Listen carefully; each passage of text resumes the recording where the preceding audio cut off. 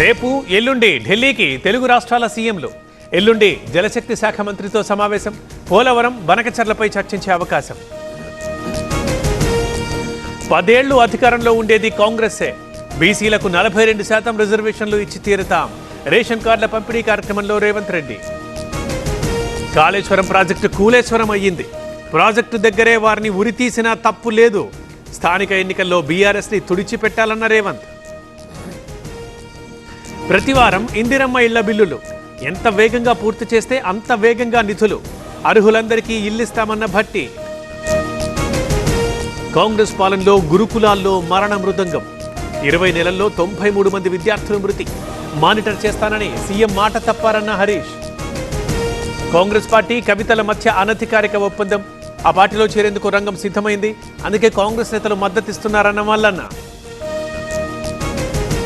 Bharat net కార్యక్రమంతో fibre net అనుసంధానం. ఏపీఎఫ్ఎస్ఎల్ని YCP నాశనం చేసింది.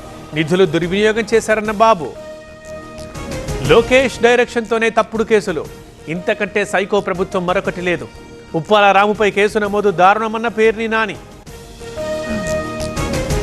చంద్రబాబుతో కలిసి నడిచే అర్హత జగన్కి లేదు. పేర్ని నాని బెదిరింపులకు ఎవ్వరూ భయపడరు.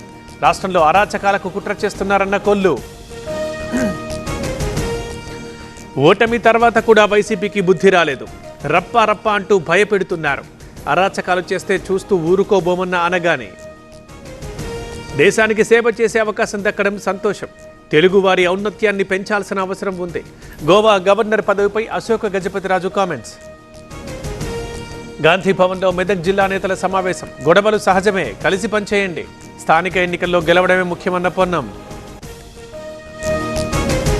కుటుంబ సమేతంగా రాహుల్ని కలిసిన జగ్గారెడ్డి. కుమార్తె వివాహానికి రావాలంటూ ఆహ్వానం. ఆగస్టు 7న సంగారెడ్డిలో పెళ్లి. విశాఖ ఏజెన్సీలో డ్రగ్స్ కట్టడికి చర్యలు. గంజాయి లింకులున్న వారికి పథకాలు కట్ చేసే ఆలోచన.